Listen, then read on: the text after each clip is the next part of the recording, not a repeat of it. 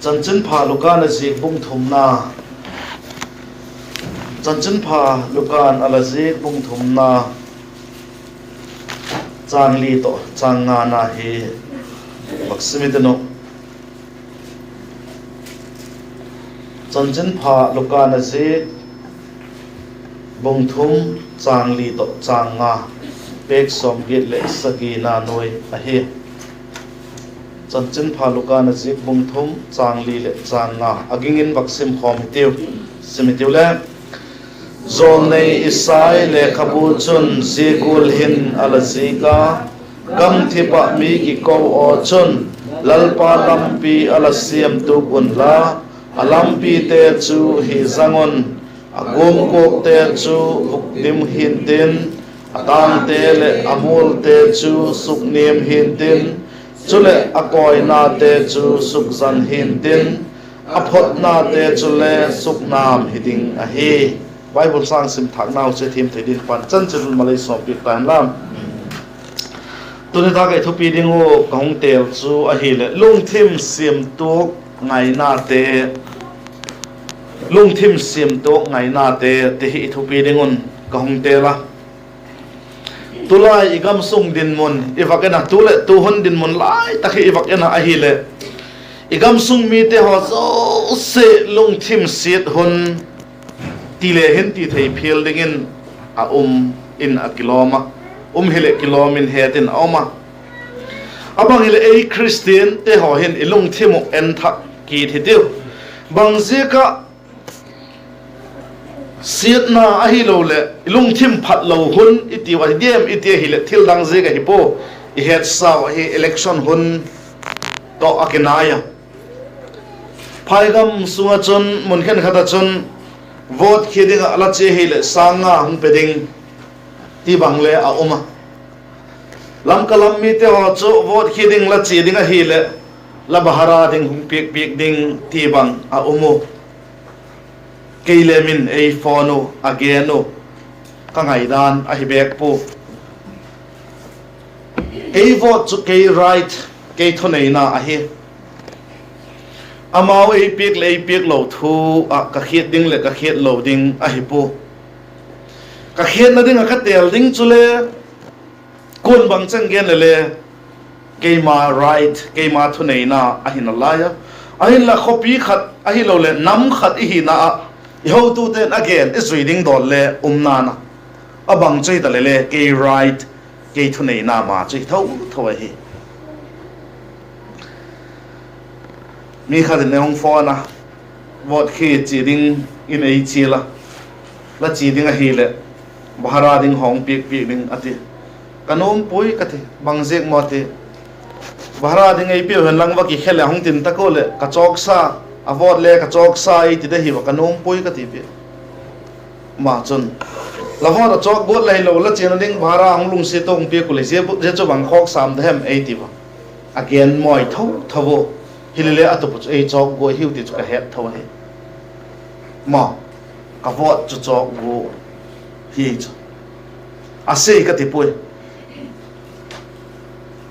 ikam sung inam sung din mun ena toy thogen te ho hi ba ase ka ti se ka hi bo abang chuile je huni mi hing te lung thim set hun hi le kilom takin au ma he nom na lam ma udza za chu lak jing ding any what phale yo dot vot ding tia ngai to na nei le mi bei lo ding a he get sim na ding thi ka wa so sak na chon jata ka hi ka hi ti ka ki gen a hi le e hong phone no vot thu hin I roi sim constituency ti dan deu khan e hong phone se ko cái tổ choi takin le ka kheu ka po khat ve hi gari ka tolen e hung phone hung ding ago wa ki gin ni ta theilo Pathianni Zan Kikhawp ni ta ki theilo cái ki khop na nei ka he ka ti hoi dak chan ka gen pi ti chu sum hol li ta le hin khonung le thok thena le hin tin a hi lo le bang ma ti lo sum le pai tam pi mun te na la khom the hon hi le kilomin a ngai to na aso khama ma zenga abang chui tal ei Christian te ho hin ilung thimu paken thakki tim dio mo yung ilung thim ngai to na te paken thakki tim dio chang lina achun lalpa lampi ala siam tu pun la ati point khatna ka gen nom chu lalung thim siam tu angai na a kha em lalung thim siam tu angai na kha em taksadan taka chun wang phat tak ti ding le hin tin election ong na ya hi le lampi te ho black topping lampi te ho ong ki siam pha lampi neu neu te ho le ong ki siam pha alien le aneu le ahong siam pha ba bangze hidingin laging cha em bangze hidingin laging cha vem tin ki dong le hino atam zo te don huna chu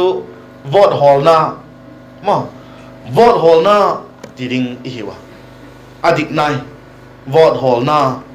tiding ihiw ahin la candidate te ho achi tu na ding anok na ding ahi tile hin le ti hiel lo ding ihiw ahi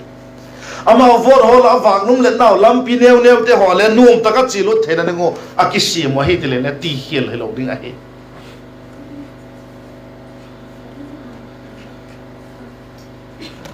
masang lai titin solam gam Bible hun lai achun zikolen ala bol seko lente ho azin do ding takole lente ho achi welding takole achi la ding lampi te ho cho ala entu masava deta ka Bible na gen golen ala siam tu masa seko he lente ho chi na ding te ho cho mun te ho cho siam tu po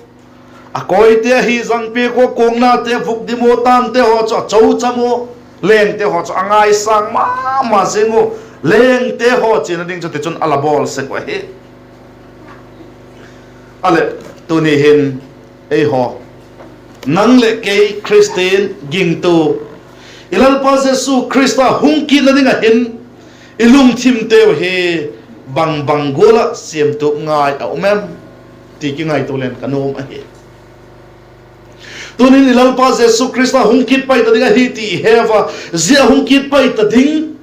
ahung na ding ilung thimachun eima ulung thimachun siam tup angai na ilal pa Jesu hungkit ta ding hi ngak la ma te hi na chun ilung thim siam tup angai na bang om dim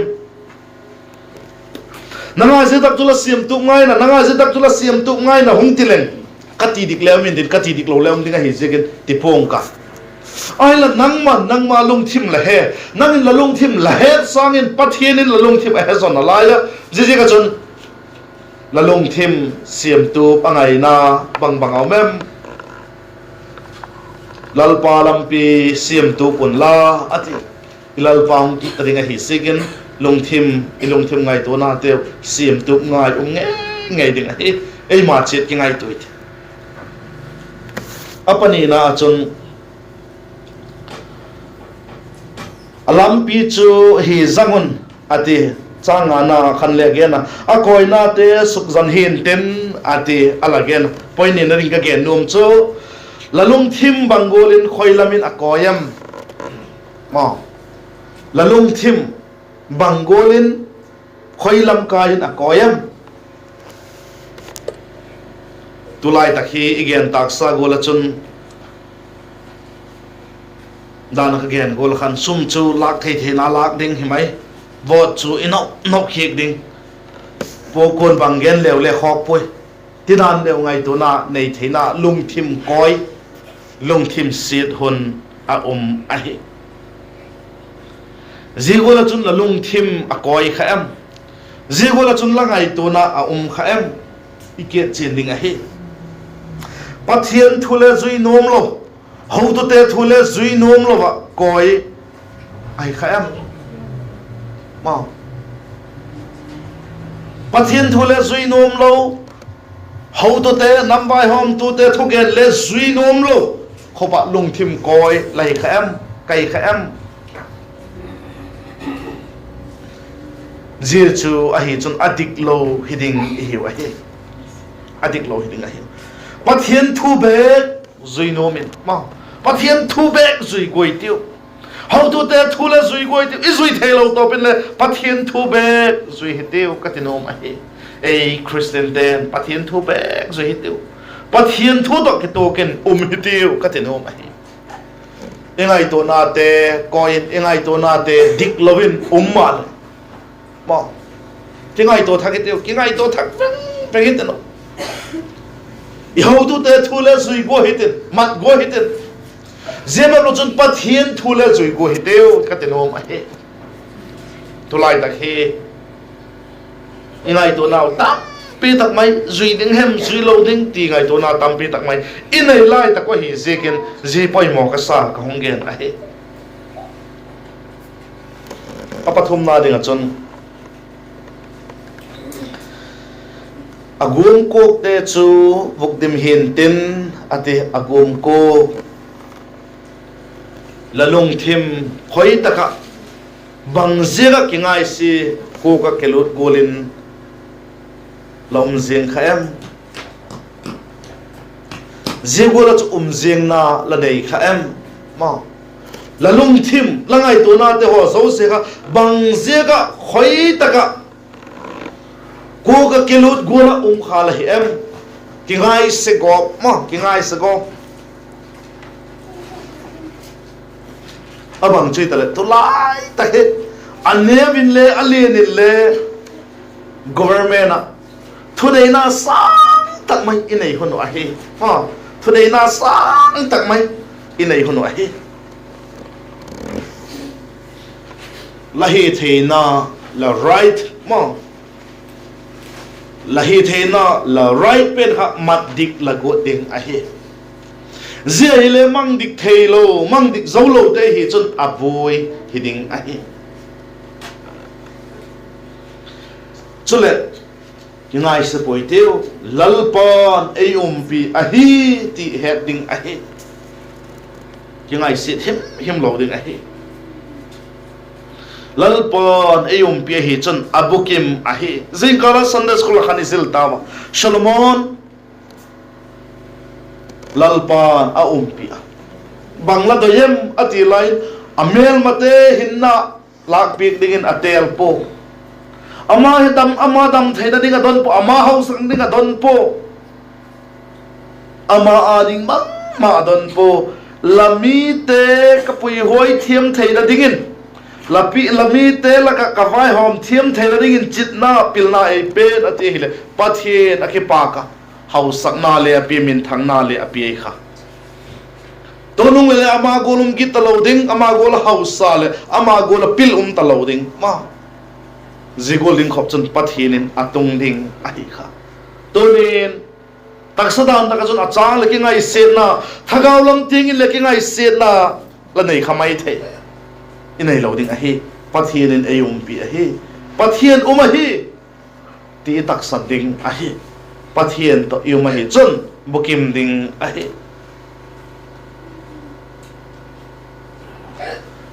pathian thili theidan ma pathian thili theidan muchin te hachin te ading achun kingai sit na ding a umlo ahi katingam ahi adikin ahung ki na ding ngak la te ading bang achun kingai sit na ding him khobela hin a umlo ahi ma ama hungkit pai ta ding munnom zo van khopi ai pui ding ti ngai tu na nei ta ding achun ki ngai sit na ding a umlo ahi katinum ahi tu zanu na ki ngai toit aba na chun apali na ding achun atang te le amol te chu suknim hin tin ati atang te le amol te ahungen na chun LUNGTHIM kilet sak kingai sangin tang le mol gola pongin sukngem ngai na a khaem LUNGTHIM langai to na te o kilet sak na kingai sang na mol tam te gola pong e o ma mono loading mi te mono loading sukngem ngai a umem Christian khat hi na chun e ma chet ki ngai to hete kai ti lo ko dang om mem ti ngai to na nei hun le thim sakai su ming te khen khat ma ki nei sakai chu avai hom tu ahem a ho tu ahem be hi got zing ki di khale dik lo a hi mo ko chu male society ale gam sungale ho tu ahem avai hom tu ahem khata khapan pan zing got pen khale adik hilo a hi zia chu vai hom tu khada ipan khak zeng tak lele i chen now gam democracy khovel ki vai hom na dan zeng le democracy a hi ti het mil loading a hi mi pi thunei na gam a hi ti het mil loading a hi mi ten angai to khasak dem ka hepo kai ma mi mal ta ka puak nat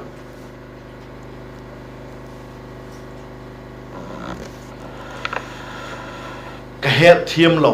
aum sek a hi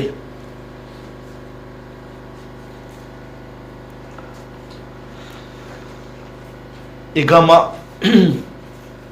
meeting mi pil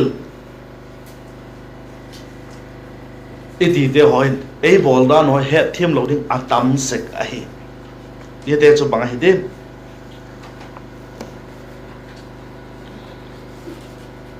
ka het thiam lo ka ngai thiam lo ba ma jeng point ni wa gen hing ka ten gari itola hile police ten uniform te khon ei khamo le kha ho ei dongo le kha ki ma hile insurance ahung dano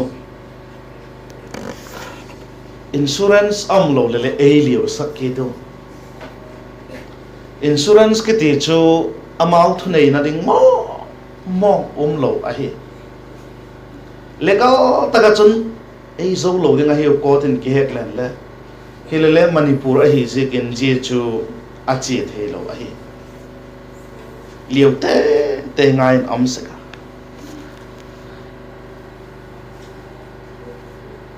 insurance ki ticket khat chu achu mane ki to je chu bang hem ite hi la accident hem khati ti lele insurance ten company te ei pek ki deu bang ma lo lampi police ten ei chekol ei ma lo theina mai insurance le ki na la he thiamak thoi gam hi chu ngai to leo sen he thiamak ma mai chu na la ngai to ngai de mu ke ko ke na chang ka ngai to ka lungthim na ma se kai uniform arc igam vai home to law and order joy hiva ebit nothing imo nothing hilew kilom tak insurance nei loi le phatak chai gen piku zigul he hi hen baghem khat ti khale chen nga dinga phachom dinga hi labol dinga hi 80 hile thachom ka sa sum himai he thiam hak ma sing ka sa hi apani na dinga chun he thiam hak ma kit khat chun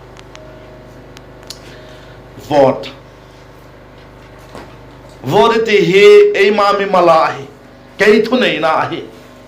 kei right hi ahi wanga vote khading chi le ki heban lo he thiamak thoi mo I vote khading ai chi le ki heman lo hi sakai chu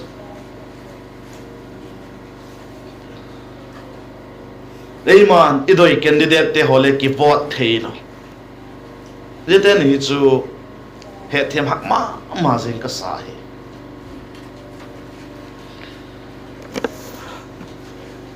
democracy mi pi thu nei na gama cheng hi ba mi pi vai hom tu apang te hon le mi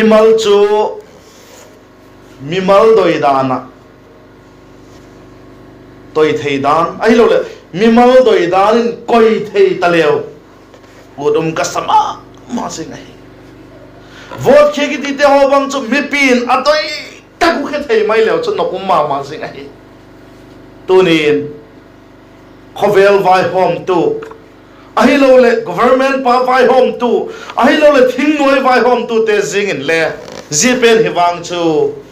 tha so ku hen lang zithunai na pen he tha so ko hen lang mi pin atoi mi pin phasak mi malin ati pen kha te thei mai leo chu ut ma se ngai zidinga chu nei phal phik leo chu nok ma se ngai vot jing le mi pi doi tel na e ma doi tel na che the lo ki te chu na ma thoi ma ho tu te hon lungel thiam hen la je hi chu mi mal doi dan tel sak leo chu ut ma se ngai LUNGTHIM teo chapau gam kilet sak gam vangai lo thei samue kau dan dan in umleng Christian kiti thau te hon jigol cha bol ta ngai hak tho hi e thiam hak ma se ngai abang le ei Christian te abulai gen golin LUNGTHIM en thak ki the teu bang golin em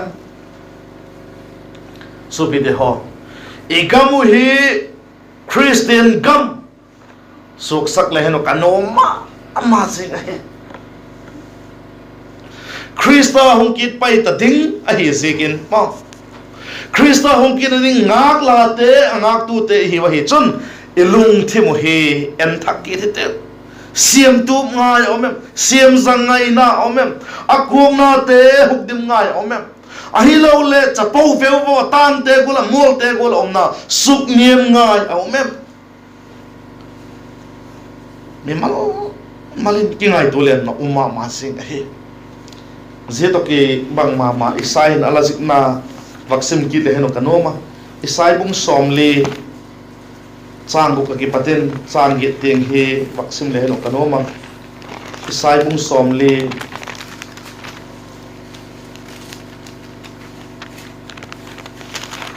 chang bu ki paten chang ge teng asaw thima hele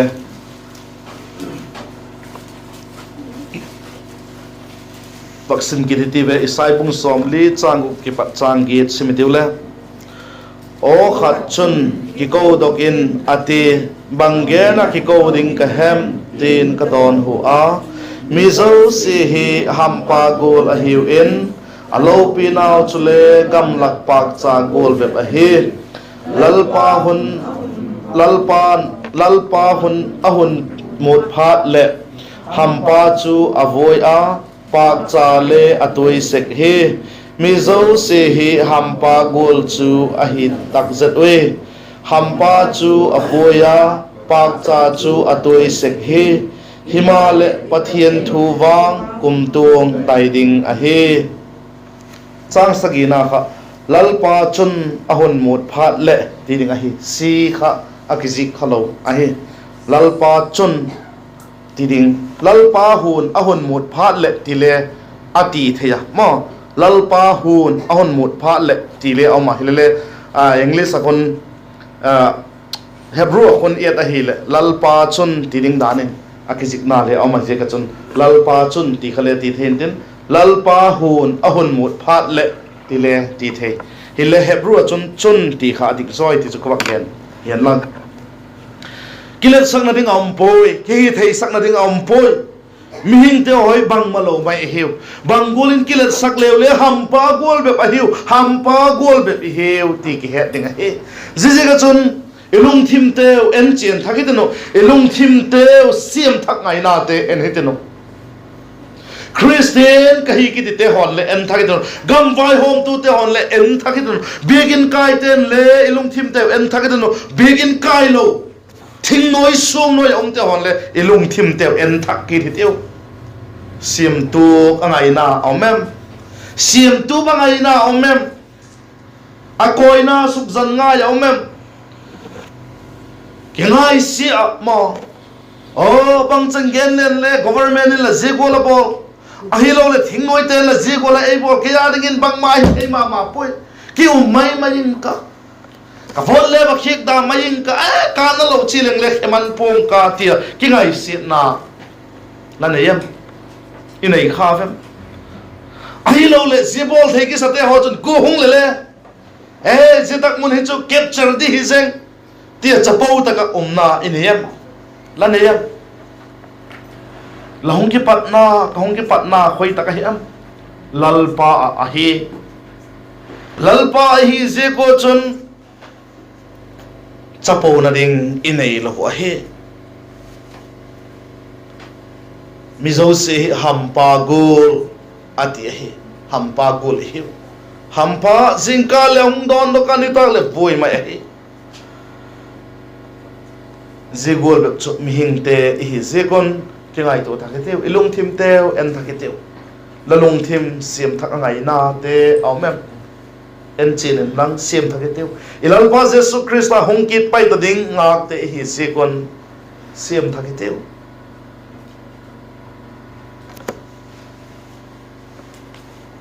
government ahilo le khoi tak ko te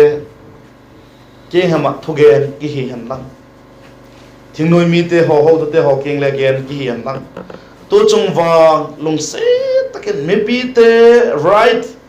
succeed pek da on kitela kanung ai ase chu mi hing khat hin ha ilung thim ahung no pa ilung thim ahung ki pa ka abukim thena ringa chon I right mat dikha poi mo ma sing ai right le kimang dik thei talo khowela te hi zegon tu zan na hin ilung thim teu en thakit teu siam thakit teu ilal pa jesu krista hangkit pai ta ding he lung thim siam thak ngai nei te ho zo sit I siam thako ilal pa jesu krista hangkit tal ki pa taka don tu te hi thena digun athu tom chai gen te chupan chanding chitun malai som pik ta na pa chap nang ning ka pa teu he pina adim kabi bul kabil pa pathin gilona ze ka kum khato gen mai di la ninga ka nungo ai happy a chapa jang khat nei hung sol pa pathin lamin lo pi cho hen laking ki pak thu ka gen wa he la chapa kalal pa jesu krista san zalin ki gilona te ho zo sile ngai dama gen mai dil patin lei hok dama avelin laking ki pak thu ka gen wa he wana ka pathin thok mai kalal pa jesu krista je khovel hi sot pi tak mai gim gen thei thuk thep na te ho thuka zolawa sirna tampi ka bol nang ma le phalpo kalal pau jesu krista ke ei puidinga hungso kit pai ta ding la hi zekin le lamin lo pi cho hen laking ki pak thu ka gen wa he hepa kalal pau jesu krista hum kit ani ngak te ka hi zegon kalung thim ka ngai to na te ho ken thakita siam thak siam tup angai na te ho siam thak theiding le siam tup angai na te ho siam tup theiding nangin ei pan pi che din la pan pi na kadon kit ba ko he wana ka pa thing tho tak mai hepa nang man le ki thu pi lo hi chon mi ta kamu le bila ke het te hin thep na ei puiding a hi je ka chon nang man e ki thu pin kamau ei puijing in ti lama puina kalal pa doi tak mai jesu minin laking in ka hong don wa hi amen